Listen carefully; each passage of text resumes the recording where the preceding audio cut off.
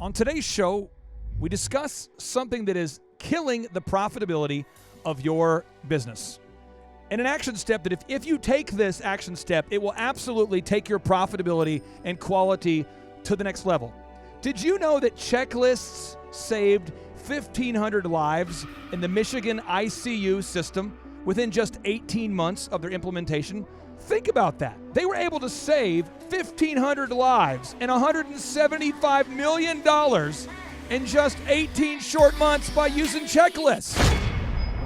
Some shows don't need a celebrity narrator to introduce the show, but this show does. 2 men, 8 kids, co-created by 2 different women, 13 multi-million-dollar businesses. Ladies and gentlemen, welcome to the Thrive Time Show. Now, 3, 2, 1, here we go! Started from the bottom, now we here. Started from the bottom, and we'll show you how to get here. Started from the bottom, now we here. We started from the bottom, now we here. We started from the bottom, now we here. We started from the bottom, now we'll show you how to Yes, and yes. Thrive Nation with the subtlety that only a megaphone can bring to you. With the subtlety that only a megaphone can bring to you, we introduce to you Matt Klein on the line. Matt Klein, how are you, sir? I am doing good, and that sounds like a megaphone from my end. Do you have a megaphone in your office? Oh, man, I'm loud enough. I don't know if they would let me have one in my office. Okay, well, I'm just throwing it out. I mean, when you at the conference, I'll let you use it a little bit, and there's a certain power with having a megaphone, and once you have that power, you're not going to want to give it up. I want to use it. I mean, I'm telling you, you're going to. I'll let you use it, and you know why I'm going to know how I'm going to remember to get it back from you? It's because I have a checklist at the conference for everything, and on that checklist, Matt Klein, there's a checklist for my megaphone. So I'll be bringing the megaphone. Andrew, you've seen this. We've got a sampler there now. Can you explain can you explain what a sampler is so Matt Klein knows? The sampler is basically a pad with a bunch of buttons on it, and you hit the button, and you get a sample of some sound. And that sound is the same sound effects as we've got here on the show. And I have a custom-made SM58 red, white, and blue microphone. That thing's hot. It isn't hot. It's very, very nice. It looks really good. And we've got a lot of books at the bookstore. Books. There's just a lot of stuff. So much stuff. And Matt, you're coming to the conference. What kind of accoutrements are you bringing? Are you bringing some post-up stands, or what kind of things are you bringing? Yeah, some post-up stands myself. Bring some of our technology via my laptop, and hopefully I can get a nice big screen from you guys where I can show off our cool back-end technology. So, yeah. You know, everything you need to know about carpet cleaning when I'm done with you guys. Well, this is what I want to talk about today is checklist champions. When you run an OxyFresh, or if you buy an OxyFresh franchise, and how much does it cost right now for an OxyFresh, Matt? What's the total cost? $38,900 for the territory, equipment, product, and training. Okay, so let's say that you get all the training, you pay all the money, you go all the way to Denver, but then you just don't use checklists. You don't write things down as a franchisee. You just, you just forget things. You forget. Talk to me about all the things that could go bad with your business if you just, for whatever reason, refuse to use checklists. Yeah, that's a loaded question because it could be a lot of different things. I mean, it could be your technicians not closing out their work orders correctly. Therefore, you can't actually have a good gauge of what they're doing day to day. It could be you not paying attention to, your bank account and what's going in and coming out. It could literally be as easy as you just not having a checklist for your vehicle, and then one day that thing just doesn't work anymore. So therefore, you can't make any money that day or week or, depending on the problem, even a month. Right, so you need to have some sort of checklist for basically every aspect of your business to be able to track it, because you really can't change or manage what you can't track.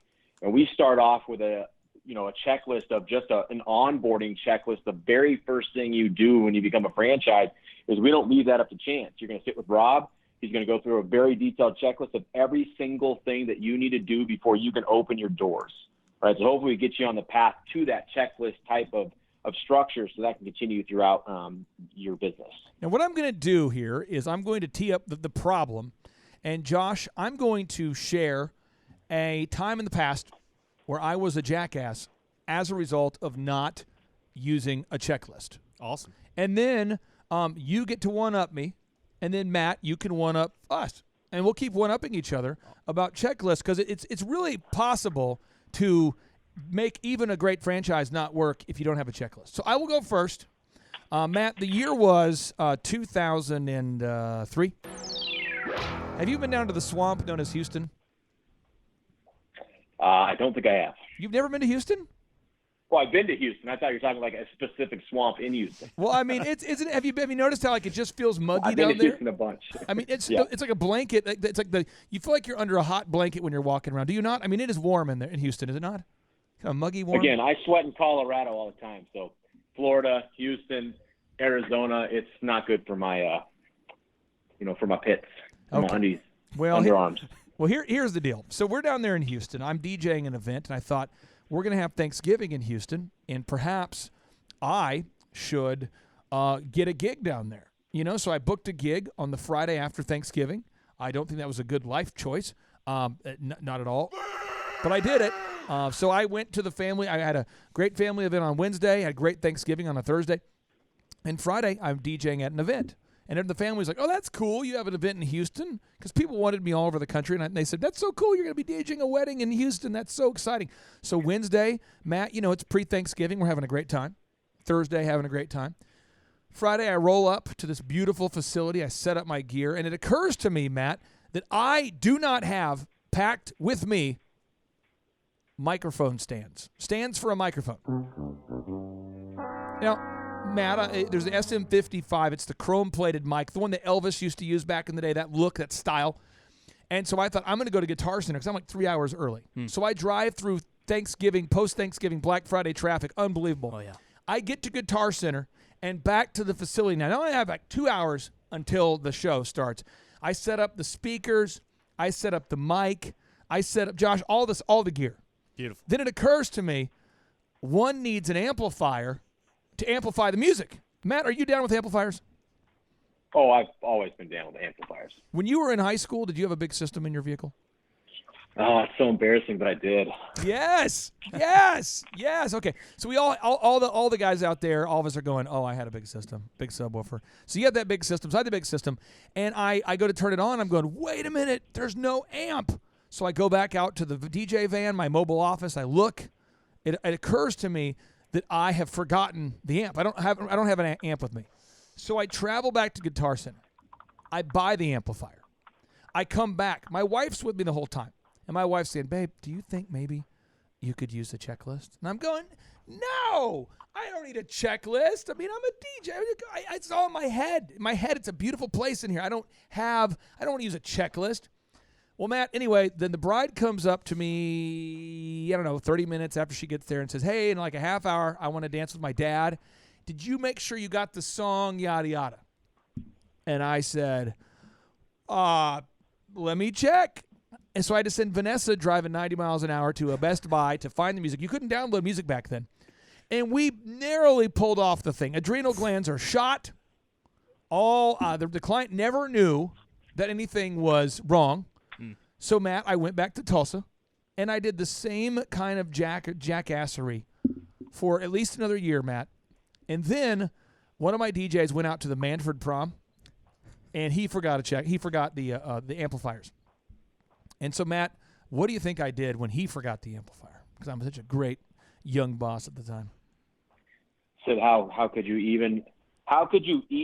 That's right. I'm yelling at this guy like, are you kidding me? I will gouge out your eye. I was just so mad. So then, with my rage, I thought, I got to make a checklist because these idiots need a checklist. And then my wife pointed out to me, you do the same crap. The only thing is that you get to your show 3 hours early, and they only get there 2 hours early, and therefore the kids at their high school prom had to spend the first 15 minutes of the prom without music because of you and your pride. So before you one-up me about checklists, I just want to know, Matt, do you see this kind of thing? Is this common in the world of franchising where people just don't want to use a checklist? Yeah, I just think people assume I am one of these people. I mean, I learn stuff every single day. Like I assume like my technicians and people that work with me and or for me are supposed to think the way that I think, right? But I also over time have realized like they haven't gone through as many scenarios as I have. And so it's not fair to just assume that they're going to do everything that I would do at that time. So yeah, I've fallen victim the same way you have. And I think most people will assume things are going to get taken care of, and then they get to a checklist type of environment because they've basically gone through so many situations where they didn't have all their ducks in a row, and ended up costing them a lot of either time or money or both. You know, so yes, it's a huge problem. Now, Atul Gawande, who is he's a professor in the Department of the Health Policy and Management at Harvard. He's a Harvard surgeon and a professor, okay? Atul Gawande, Gawande, if listeners want to Google him. I've reached out to him multiple times to have on the show. I get a lot of rejection, but he's going to say yes eventually. He's a great guy. He has class and standards, but eventually he'll cave and he'll let me on the show. He'll let me interview him. But Atul Gawande, this guy wrote a book called Checklist Manifesto. And Matt, do you want to hear something just crazy about the medical profession? I do. They don't want to use a checklist, those crazy guys. And he did research and discovered that something like, and again in the book, the stats are there, but it's a third of all of the deaths related to, hospital infections are caused by a surgeon forgetting to wash the patient's body before surgery, or to wash their hands, or to read the chart of the patient about the things that will kill them. Isn't that crazy? So that one seems a little scarier than most. Yeah, but I mean, you think about it. I think a lot of people, we make mistakes. We all make mistakes. But if you're a surgeon, you don't get to make mistakes. So he wrote this book called The Checklist Manifesto, and he worked together with a lot of the World Health Organizations, and they've now dramatically decreased the amount of infections in hospitals simply by requiring that the surgeons use a checklist. And someone's in there to make sure they use the checklist. Because, Josh, why do you think a surgeon does not want to use a checklist, even when they know it saves lives? Why do you think that the surgeons will not use a checklist unless there's somebody in there holding them accountable? Lack of discipline. And what do you think? One more? I think there's one more. Lack of discipline. Just the effort that it takes to fill out the checklist. I think it's a pride thing a little bit too. Don't you think? I remember everything. Oh yeah, I remember everything. Yeah, I remember everything. Remember everything. Now we know that I used to have an issue with not following checklists.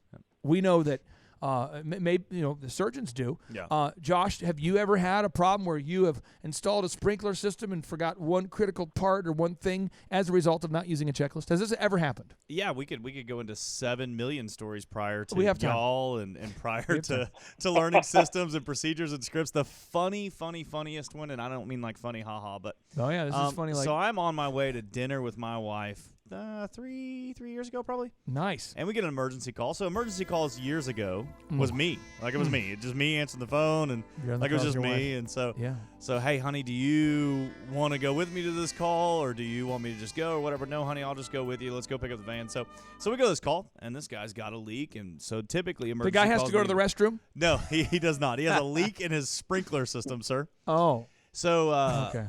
But typically, we would just shut the water off to the irrigation system and come back later and fix it. Well, we could not do that, so I dig a big old hole, my wife patiently waiting in the van, and I realize I do not have any cutters to cut PVC pipe in my van. Why? You're on a date. Yeah, so I'm like, okay. So I run down to Lowe's, get some PVC cutters, come back, cut it out.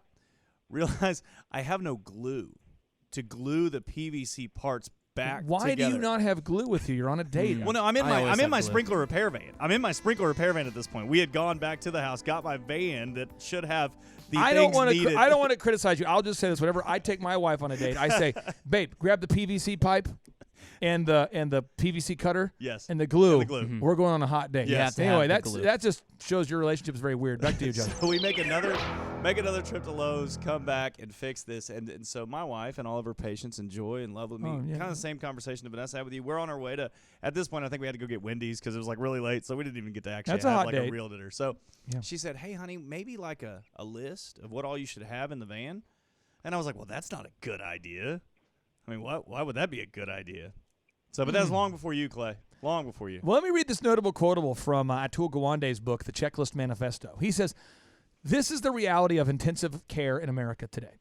At any point, we are as apt to harm as we are to heal. Line infections are so common that they are considered a routine complication. ICUs put 5 million lines into patients each year. Like a line for an intravenous, blood transfusion. Maybe you need an IV drip, whatever. ICUs put 5 million lines into patients each year. Here we go. And national statistics show that after 10 days, 4% of those lines become infected. Line infections occur in 80,000 people a year in the United States and are fatal between 5 and 28% of the time. But depending on how sick one is at the start, those who survive line infections spend an average of a week longer in intensive care. That is scary. So Matt, take us out of the. It's got heavy, kind of dark, kind of a, Can you take us give us an example of like you forgetting to do something on a checklist back in the day, far enough so we cannot lose credibility with our listeners. We can't talk about things where we forgot something on a checklist like 10 minutes ago. We need to talk about things in the past. Talk to me about something in the past where you're going, that was dumb. Yeah. So I got two. One's real simple. Yeah. When I was in college, I played basketball. I forgot that the only checklist item that matters when you play basketball, that's my bag with my jersey and my shoes in it. And so I had that's the first game I didn't start in college because I didn't have shoes or my jersey. No way. That way. was a really embarrassing, stupid one. At the Division I level, Division I level, you didn't have your stuff? Yeah, I just totally spaced it. Like you would think, like, how is that possible? But I literally got to the airport without my bag or shoes or jersey. Well, I want to help you feel better. We always feel better when we know someone else does it. Apparently, the Chiefs couldn't find their equipment because it was sent to the wrong state. So just hours before the game, they had to have like a police escort take their equipment to the Patriot Stadium because they didn't have any gear. Did you know about that, Yeah. Matt? I did know about that, and I felt bad because I know exactly how that feels. Some people are wondering if Bill Belichick had his hand in the deal. Oh, yeah, it was the Patriots. I'm going to say he didn't, but here's audio of the equipment showing up here at the game. So I don't want you to feel bad. And they're running in. These people are running. Look at this. These guys are running in. They're like, look at this guy. He's got to go. We need equipment now. We are trying to get equipment to the Chiefs. Where's Matt Klein? Where's Matt Klein's gear? We got a game going. So did you just stand on the sidelines? I mean, did you go out there nude, or were you wearing street clothes, or how did you handle it? Well, they gave me – so somebody went back to the college and took a later flight, one of our assistant coaches, so I had my jersey.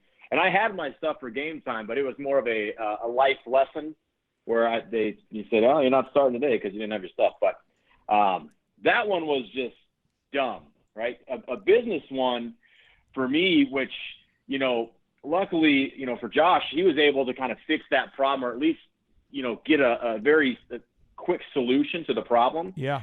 So for me, in the way that I run OxyFresh, like I'm an hour away, right? And I'm on the phone most of the day. So when things like my checklist don't really add up, like I don't have immediate solutions typically sometimes. So like I had a new employee, and I relied on my other employees to make sure that the vehicle that new employee had was completely outfitted perfectly, right? I did not have a checklist item for this. And so when I said, hey, go through the whole vehicle, get it, make sure everything works in there, make sure he's got everything that he needs. And they just looked in the vehicle and said, yeah, it looks like everything's good. Got to his first job. It was like a $600-something job. None of his machines worked. Oof. And so they basically over time, because we've had this business for a long time. We got new equipment, we got older equipment, then we have equipment that people just kind of shove off to the side that they don't want because we have extra stuff. And so I didn't have a solution. We basically just had to reschedule that job for the next week, give a big discount on that job, right? Not only do that, we embarrassed the guy in the very beginning because that's not his decision. So without that checklist item, I really made the first day for this gentleman not great. Right? This kind of thing, I mean, I'm just telling you, there is a certain complexity out there. Now, I'm going to read, Andrew, a notable quotable, a fun factoid to you that appears in the Huffington Post. And this is an interview, an article written called Check, Please, Atul Gawande's The Checklist Manifesto. It's reviewing his book. This is what it says. This is the excerpt from the article.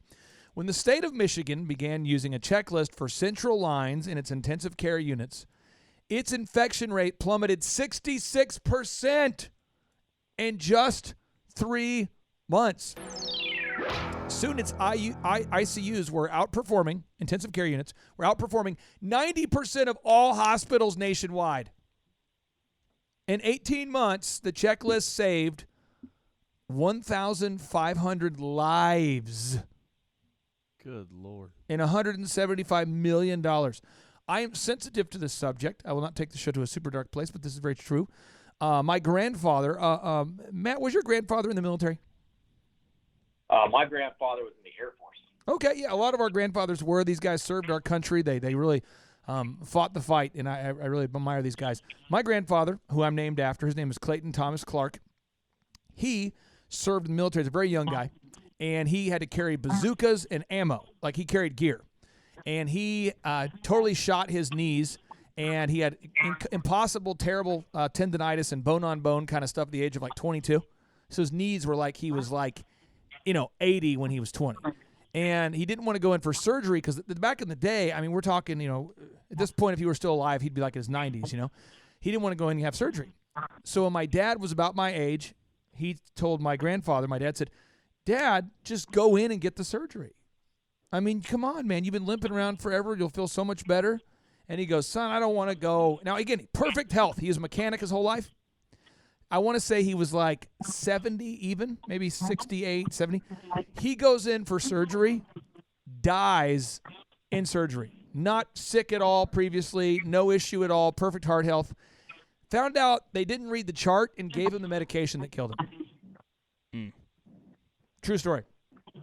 And it's like, oops. Now, I forgot a mic stand. Oops. Think about this. I'm asking the listeners out there rhetorically, how big is your oops? I mean, I forgot a mic stand. No, that's not like that. It's like this. It's bad. It's really bad. You know why? Because it's someone's freaking wedding. And it's not excusable. I unfortunately used to coach a church back in the day, help the pastor write his sermons. And Matt, do you know what the number one issue with his sermons was every week? You want to guess?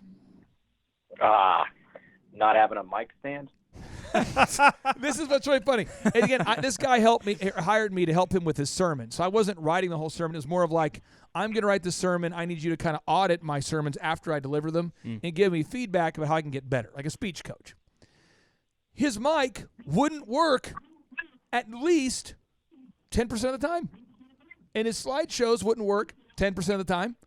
So between the two, 2 out of 10 services were a train wreck. And you could see the tension on the stage because he would say, ladies and gentlemen, welcome to the Yada Yada Church. And today we're going to be talking about, the Holy Spirit wants us to, and everyone's like, we can't hear you, we can't hear you, we can't hear you. And he would tap, and then the sound guy wasn't paying attention. And this would go on all the time. And when we talked to the sound guy, I said, Mr. Sound Guy, what's going on? He said, I don't like using checklists. It's all in my head. It won't happen again. So I'm going, I'm not his boss, Matt. I'm not his boss. I can't make him do anything. So, a couple months later, it happens again. And this is what he does. Then there's something weird going on when we run away from saving lives because we don't use a checklist. 1,500 lives were saved in just 3 months. Real people, husbands, wives, daughters, kids. Could you imagine how pissed you would be if you lost your kid, your dad, someone you care about because they didn't follow a freaking checklist? And you go, well, in medical, they need to be serious about it. Okay, let's go to aviation. In his book, he talks about this. Do you know that the vast majority of the planes, the private planes that crash because they run out of gas or because some routine maintenance checklist was skipped? Matt, is that shocking to you that people are crashing private planes because they're not filling their vehicle up with gas before they take off? It's actually not that shocking. I think if people are, I don't care what profession you are, there's mostly the same people or the same problems. It's exactly what you said, though. How big is your oops, right? And you can't have too many of them if they're big like that, right? So it's not that surprising, to be honest. Now, some industries, it's considered criminal, when you make a mistake. Criminal negligence, some of them. Some industries, not so much. Josh, I want to tell myself again because I want to help the listeners out there because I want you guys to all learn at my expense. Years ago, I sometimes share this story at the conference. I had a wedding reception that I was booked at the Sheraton Hotel. Beautiful place Here in Tulsa, Oklahoma. In Tulsa, Oklahoma, beautiful place. So I booked the bride, Matt. For a great couple. Matt, are you getting married? By the way, you getting married soon? Not soon. Okay, that's great. So anyway, I'm doing someone's wedding. We'll call him for this exercise. We'll call him Matt Klein. So Matt Klein's wedding, and Matt Klein says, "Hey, my wedding's going to be at the Sheraton Hotel." And I said, "Congratulations, Matt Klein. I hear you're doing well at OxyFresh, and I'm excited about the news." And so I show up on the day of the wedding 2 hours before to set up the gear, and I get a phone call. Matt, remember the singular phone calls, Matt? The singular phone. Yep. I pick it up. What's up? It's the bride calling me. Excuse me, are you supposed to be at my wedding? How come you're not here? I said, "Oh, I'm here." She goes, "Oh, I just left the reception hall. I didn't see you. I'm so glad you're there. All's well. You know me, bride jitters, whatever." I'm like, "Okay, yeah." Well, then, like an hour later, and I noticed there was nobody showing up at the reception. It's kind of awkward. They said, "Where are you?" I said, "I'm all set up." They said, "No, you're not. It's in Oklahoma City. Matt, an hour and a half away." Oh, my. You're making me feel a lot better, my friend. I want all the listeners to feel a lot better. This show should be like a great big colon cleanse for all the listeners out there. So self-esteem is skyrocketing right now. I drive with great passion. It's an hour and a half to get there, about 90 minutes. Great passion. I drive in 45 minutes. I get there without breaking the law. No, breaking every law. I mean, it's crazy. It was like the A-team, get in the van. So I'm just going as fast as I can. Get in the van, I'm just rolling through stop signs, just going, vroom, vroom, driving. I get there. Turns out there's multiple Sheratons. Oh, no. Oh, yeah. Oh, yeah. So I go to the wrong one. I call again. Now I'm like an hour late into the reception at this point. Sweating, too. Sweating like I am a serious recent criminal who I haven't been yet arrested, but I'm going to church the day after the crime. I mean, I'm sweating in church. I'm sweating. So I finally call her. She says, "Are you kidding me?" She's going off. Her dad picks up the phone, just lays into me. "Are you kidding me? This is my daughter. Are you a jackass? Are you?" And I'm like, "Sir, I'm so sorry, and I am a jackass, but I'm en route, whatever." I get there, and Matt, remember in basketball, sometimes in the locker room, you start off with the slow clap? Yeah. Where it's like, and you kind of work into it, and then it felt like 1,000 people, but it was probably 200 people slow clap me. And a guy boos. Yeah. A guy boos. You don't get booed at wedding receptions. It's the dad. No, this is what happens. It's a slow clap. And this guy in the back's like, "Boo!" And I'm going. And it's like those really loud boos where it's very, but it's like one guy. Like this. And so I'm going, I'm really sorry, I'm kind of waving to him. And then other people start kind of joining in the boo chorus. And it's like, "Boo! Boo!" And then pretty soon, there's like, out of 200 people, maybe 5 or 6 people that are booing. Father of the bride comes up to me and says, I won't say the actual words, but he says, "Sir, you've completely booped my daughter's wedding. I hope you can sleep at night, but I'll be suing you. Have a good show." And I'm like, "Oh." So then I tried to DJ the crap out of it, and I DJ'd the best show I've ever done kind of thing. I was like next level. Yeah. After the wedding, shocking, father calls me for a shakedown call, which I deserved. And our contract stated that I only had to, I'm only liable for the amount of the wedding. And he was like, "I understand that I've signed a contract that says I'm only liable to you for like $600, but we spent like $30,000 on this wedding reception, and I think you should cover a lot of it because you ruined it." And we ended up having to settle the thing. But all I can say is that it was my fault. And you know what I did? I updated my system, so I verified 2 forms of identification and then you couldn't save a file unless you saved the address on file after reading it to the customer. And then I made it where if you got the address wrong, it was a fireable offense. And then we fixed it all. And then from like 2003 to 2008 or so, that never happened again. We did a great job. Things are good. But there's something wrong when we're not wanting to use a checklist. And Atul Gawande says, checklists seem to defend anyone, even the inexperienced, against failure in many more tasks than we realized. Matt, how can the checklist at OxyFresh defend franchisees from failure?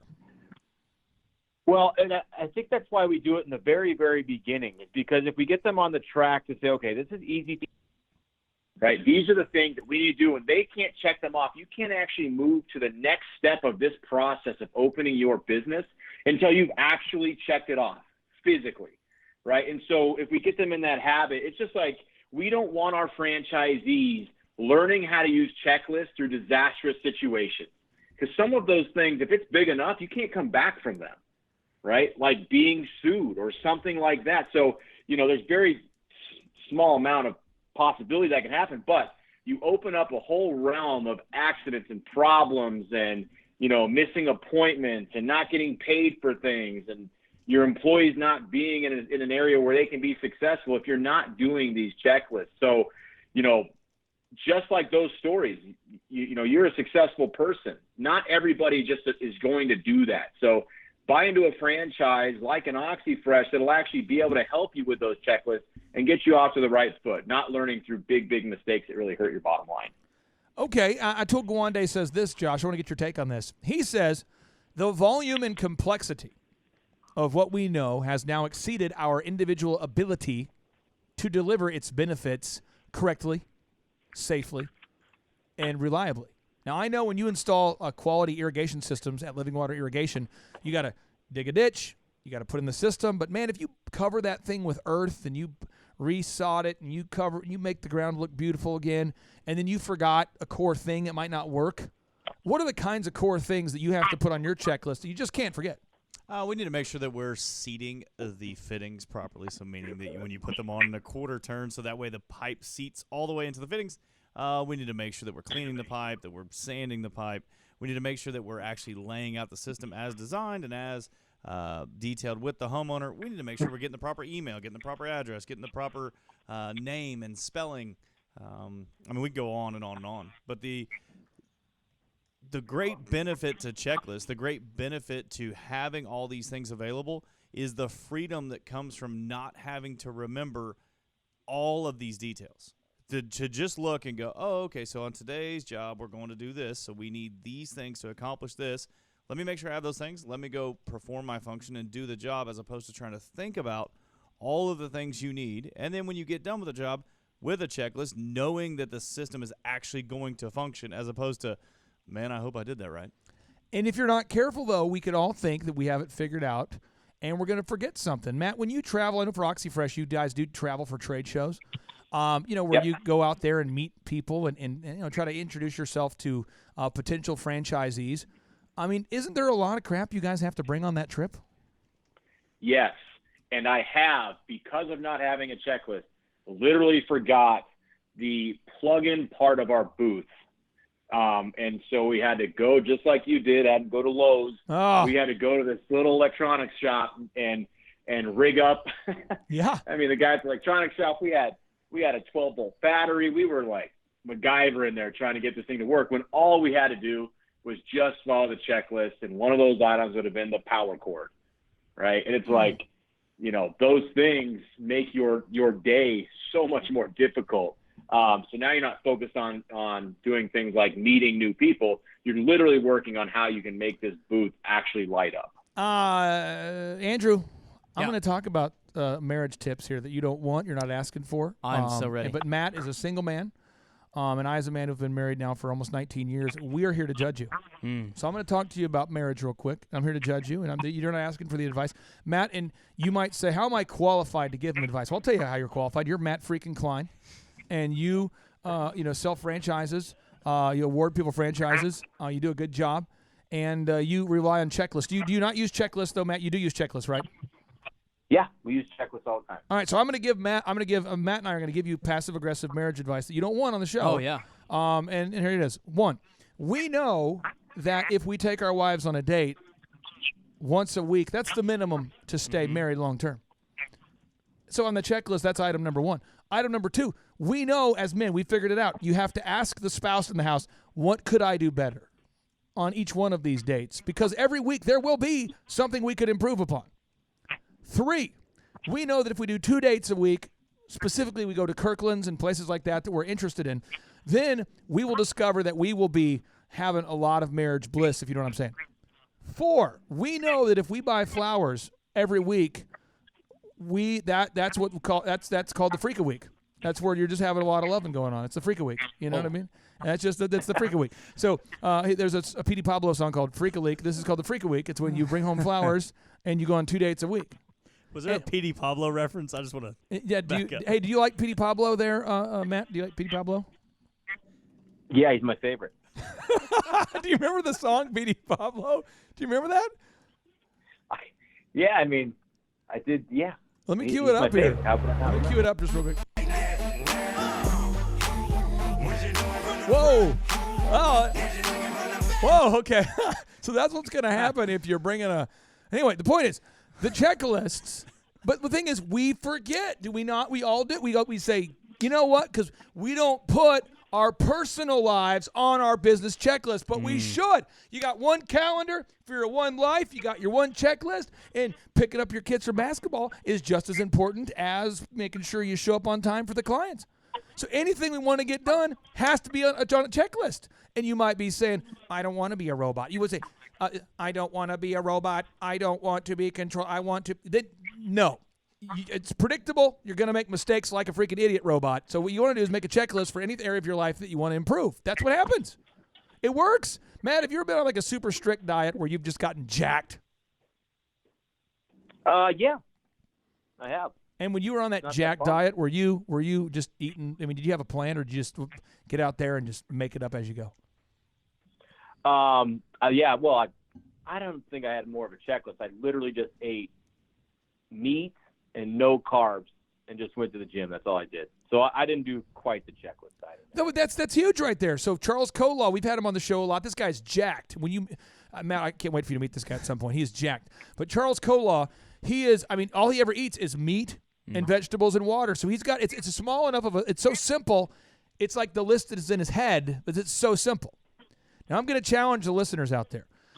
Andrew, if we wanted to get Google reviews, for instance, from every customer. Yeah. And we wanted to make sure that every customer was happy, what would be the way to guarantee we would get those reviews? The best way to do it is after you've provided the service, you call your customer and you ask them, hey, how was the service? In OxyFresh, you want to do it in the home. Am I correct there, Matt? When they're happy right there, you ask them right there? Yeah. You don't leave that home until they say, I'm 100% satisfied. Now, this is what Charles Kolaw does. His thing is if you do not ask the customer to leave an objective review, and you don't get a review from half of the people you talk to, you're in trouble. Matt, you should Google this real quick. Google search Joplin gyms real quick while I listen to Freak a Leak. Just Google real quick. Joplin, like Joplin, Missouri. Did you ever play Joplin in college basketball? Did they have a team? No. Okay. I'm not sure. Do you see Joplin gyms? Do you see Kolaw Fitness coming up there? Yep. Number one. Look at that. Look how many reviews he has. 700 reviews. Oh, you see that? I mean, that many, yeah. You see that many reviews? He has 34, 24, 36. 36, I mean, that's yeah. a lot. I mean, it's a lot. 3,000 reviews. How did he know? Matt, if you scroll down, do you see all the video reviews coming up? Theme song. Mm-hmm. Look at that guy. I mean, is that not total domination, Matt? I mean, in your objective opinion? Yeah, I don't think it's my objective opinion. It's just fact. I've never had a client be more serious about getting reviews than that guy. And you know why? You know how he doesn't forget, Andrew? How does he not forget? What do you think? What do you think he does? He probably has a checklist. So for all the guys out there who are going, God, you know, my marriage sucks. Like every 2 weeks I jack it up. What advice would you have for the men out there? And a very aggressive marriage tip, now that you know the knowledge. Oh, I would definitely say create a checklist and have on there take your wife out on one date. I wrote this down. I got this down. It's a move. Right? Take your wife out on one date per week. Ask your spouse, what can I do better? Oh, boy. Go on 2 dates per week, and you'll have a lot of marital sex. Whoa. Buy flowers every week, and you will have a freak a week. Hey, real quick, can you, your to-do list, I don't want you to show the inappropriate stuff you write on that checklist, but will you show the checklist to the camera real quick? My checklist, yeah. I mean, do you put working out on there too? I do. It's right there. You got 2:30 in the morning with my wife. Wow. Right there. Well, it's 2:30. 2:30. Right there. You do that, so that's in your calendar though? That is. Yep. Okay, so you put on how much of your income do you save? We save 50%. And that's the thing, you just said it and forget it, and you now save 50% of your income. Yep. Matt, this guy's 21 years old and now just bought a second house. It's true. It's pretty incredible. He's a dirty. When you meet him, just slap him around. Hey, now. Make him humble, Matt. Matt, I got one more. flapping around I'm going to be doing. Yeah. Matt, I got. Please keep that to a minimum. Matt, I've got one more notable quotable from Atul Gawande from the book, The Checklist Manifesto. I'd love for you to break down here. He says, and the reason is increasingly evident. The volume and complexity of what we know has exceeded our ability to deliver its benefits correctly, safely, and reliably. Knowledge has both saved us and burdened us. Then he goes on to talk about Van Halen. He says, listening to the radio, I've heard the story behind rocker David Lee Roth's notorious insistence that Van Halen's contracts with concert promoters contain a clause specifying that a bowl of M&Ms has to be provided backstage before the show, but with every single brown candy removed upon pain of forfeiture of the show, with full compensation to the band. At least once, Van Halen followed through. They canceled a show in Colorado when Roth found some brown M&Ms in his dressing room. This turned out to be, however, not another example of the insane demands of power-mad celebrities, but an ingenious ruse. As Roth explained in his memoir, Crazy from the Heart, Van Halen was the first band to take huge productions into these third-level markets. We'd pull up with 9 18-wheeler trucks full of gear where the standard was 3 trucks max. And there were many, many technical errors, whether it was with the girders that couldn't support the weight, or the flooring would sink in, or the doors weren't big enough to move the gear through. The contract writer read like a version of the Chinese Yellow Pages because there was so much equipment and so many human beings to make it function. So just as a little test buried somewhere in the middle of the writer, would be Article 126, the no brown M&Ms clause. When I would walk stage, if I saw a brown M&M in that bowl, we'd line check the entire production. Guaranteed you were going to arrive at a technical error. Guaranteed you'd run into a problem. These weren't trifles, the radio story pointed out. The mistakes could be life-threatening. In Colorado, the band found that the local promoters had failed to read the weight requirements, and the staging would have fallen through the arena floor, thus killing people. Again, that's how they knew whether you read the whole contract or not. So let's talk about this again, then I'll let the listeners get out of here. Matt, we've got some listeners out there that are going, God, I don't want to have a checklist for everything. I mean, do I have to have a checklist for all the crap that needs, all the gear that needs to be in my work truck? I mean, do I have to go that detailed? I mean, Matt, do you really have to have a checklist of all the crap that is in the OxyFresh vehicles? Do you have to go that detailed? Yes, because if you don't have one of those items and you get to a home and you can't complete that job, you've thus failed, right? So absolutely. And here's the thing. If you've run your business for a little while, you know where your inadequacies are. You know what you're not good at. So Stop fighting the problem. If it's happened before, and certainly if it's happened multiple times, then obviously the current situation, the way you're handling it, is not working, right? So especially if you have employees, you owe it to them to make them a good checklist so that they have something to follow. Because if you as the owner have missed those things, you can certainly, guarantee that your employees will from time to time. So it'll just make the entire process of you being able to get to your end result so much easier. And so it's not that much harder to make that checklist. On today's show, when we finish doing the show, what I'm going to do is I'll add in an intro. I'll add in an outro. I'm going to send the show description, the meta description, the meta title, and the show notes to Jonathan Kelly, and then he transcribes the show. The show is then uploaded to iTunes, Spotify, iHeart, YouTube. It's then embedded on the site, and he has got a massive checklist that makes my head almost explode while looking at it. And so, Matt, I thought we would bring the show to a nice close by reading the checklist for the conference to the listeners. Does that sound fun, Matt? I'm into it. Because I think a lot of people don't. I think when you say, Josh, I'm going to read a checklist, right away people tune out. No, I'm exhilarated. I mean, it's exhilarating. I'm so excited right now. All right, I'm going to read it to you. Amelia has to wipe down the windows Thursday. Ben has to wipe down the counters. Jonathan has to talk to Luke about conference footage needed. Jonathan has to talk to the bookstore about if you buy any of my books online on Amazon, you can get one free at the conference. John has to clean the bathrooms. John has to call Paul to confirm lunch for Friday at Los Cabos. Jonathan has to talk to the team, saving audio properly for each session. So the person who's managing the recording of the workshop has to wear headphones. We have an ice sculpture being delivered in the shape of the F6. Steve Currington has to get the Lamborghinis and exotic cars there. I've got to pick up the TV to give away. I got to tell the team how many reviews they have to gather. I got to put out the conference cards. Luke has to pick up Michael Levine and Matt Klein. Oh, Matt Klein from somewhere Andrew and Kendall have to be wearing headphones. 5 in the morning, the team has to huddle. 5:30, as we're huddling, I have to ask the team, do you know what position you're supposed to be in? Make sure that every attendee knows what's going on. If they have any questions, they get up on the board. Then we have a team huddle. We assign the sections, what section they need to be in. Then we have the team. They write down all the questions on the board. And I spelled right wrong. Look at that. I got to write questions. Look at that, Matt. The wrong. I got to write questions on the whiteboard. Look at that. Then we got to greet the guests. Then Dane and the Soup get there to perform. And they have a song list of what they're supposed to play. We got to get B-roll of people walking in. We got to get the fire breather outside. He's going to be breathing fire. We got flamethrowers and fire breathers literally outside of our building. That has to happen. We've got the band performing. It goes on and on and on. We got to get 50 images for our conference page. I mean, Matt, it makes me nauseated looking at all this. Yeah, but just think about how nauseated it'd be after you get there and you miss about 7 of those items. Oh, my gosh. I'm just telling you, we've all been to an amateur conference. We've all seen the amateur hour with a small business. We've all seen it. Let's be pros, okay?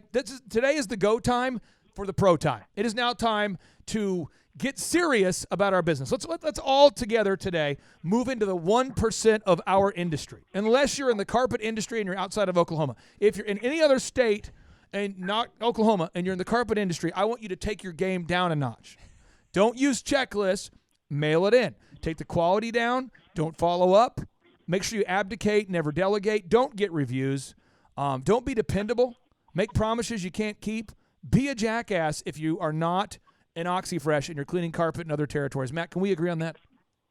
Absolutely. Yeah, we just want all the carpet cleaners out there. Just take your game down a notch a little bit. You're striving too hard. But everybody else, take your game up another level. You can do it. And we're going to end this show with a boom. Matt, are you prepared to bring a Denver, Colorado boom? Oh, yeah. Hey, by the way, Matt, I've got a ticker on my website right now on thrivetimeshow.com. I just want to share it with you. I got a little ticker up there. And I'm going to see you in 2 days and 15 hours and 39 minutes and 43 seconds. I can't wait. Ooh, I like that. Here we go. 3, 2, 1, boom! Booyah! Shut it.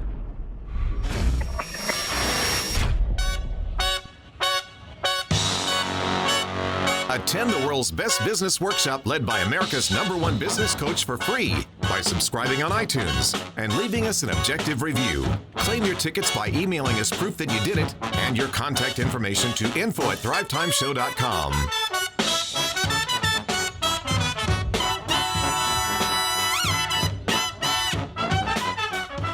My name is Jay Schroeder, and I am from Nashville, Tennessee. A lady I used for coaching told her I was looking for some sort of conference to get my mind thinking about business, and she found this, and I just flew out here a week later. No, I didn't think it was a scam. It piqued my interest because it's how I think. I think entrepreneurially, and it just, to me, right away it clicked. I've learned that our systems are not exactly where they need to be, and what we need to do, there's a plan in place. He has a plan in place to get you from where you are to where you need to go. It's great, man. It's not your typical corporate. It's got a phenomenal vibe. I love all the sayings on the wall. I love it. Love the smell. The smell outside is great. I love it. It's casual, but yeah, he knows exactly what he's talking about. There's nothing worse than standing and walking, listening to a guy in a suit rambling at you. Love it. Great presentation. Yeah, interaction's great. You definitely feel comfortable asking a question if you need to. Questions from the rest of the people in the audience also helps. I mean, maybe stimulate more questions that you have. If you have an entrepreneurial mindset and you're trying to get from where you are to where you want to go, you have to come to this. They don't need to upsell it. Their product speaks for itself. If it's what you're looking for, it's what you're looking for. I would recommend it to anyone who wants to build their brand, build their business. Just the day, not even 2-day session yet. I mean, I've already got 100 ideas that I want to implement. And yeah, I'd recommend it for anyone who has an entrepreneurial mindset and who wants to build their business. So my name is John Kelly. I'm from Baton Rouge, Louisiana. So I heard about the Thrive Time workshop through Clay Stairs at Leadership Initiative. So I'm a general contractor. We do commercial residential work. And I'm just looking to refine my business and learn some of the steps to do that. So Clay's office and the team is awesome. They really know their stuff. They have great culture. Awesome place. Clay's presentation style is super cool. He makes it a lot of fun, but at the same time, you can tell he really knows his stuff. He really does his homework. I think the biggest takeaway that I have from the conference is just it's really important to be disciplined, and disciplined in a lot of areas. You got to be disciplined with your time. You got to be disciplined in the way you manage, and that's super important. So I think for people not attending the conference, they're really missing a great opportunity to learn a whole lot about business, and they're missing the experience of learning in a fun way. Everyone needs to attend the conference because you get an opportunity to see that it's real. You talk to the coaches and you talk to the leadership, from week to week, but you actually get to see companies that have been through it, and just it makes the whole experience real.